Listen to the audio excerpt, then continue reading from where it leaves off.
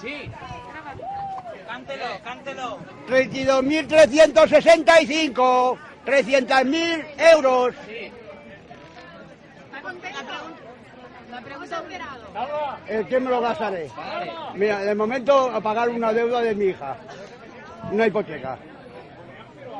Es la primera vez y estoy que lo tiro, Estaba 2 meses currando, me quedé sin trabajo por la crisis y mira. Pues no lo sé, me voy a comprar un coche y lo voy a tunear hasta las trancas. Me voy a comprar llantas así, me voy a comprar un piso, madre mía. Buah. Es que como aquí hay mucho ladrón, le echo una foto. Aquí hay mucho ladrón y le echo una foto. Mira, lo voy a enseñar. Aquí lo tenemos.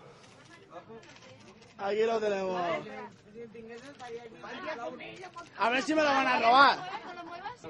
300.000 euros. ¿Cómo te has enterado que te había tocado? Yo veo tele por la mañana. Yo he visto tele. ¿De qué trabajas? Restaurante. Cocina. ¿Trabajas por aquí? Sí. Sí, de Rambla. ¿Vas a dejar el trabajo o no? No, ahora mi tiene fiesta hoy. ¿Cuántos años tienes? Más de 18. Más de 18. Sí, ¿De señor. dónde eres? Bangladesh. Solo ¿Qué yo. negocio Sí. quieres poner?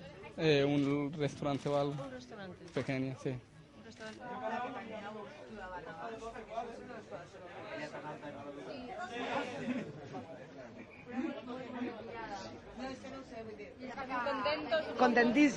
Contentísimos. Eso no nos lo esperábamos porque ya estaba terminando casi el sorteo, ya lo dábamos por terminado.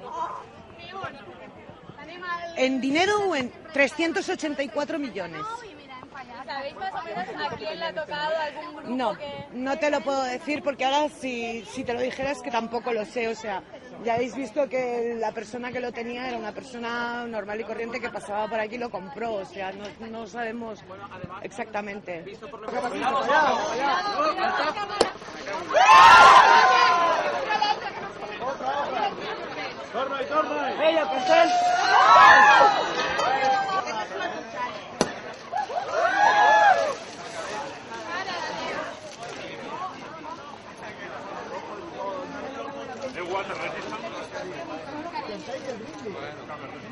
Fora,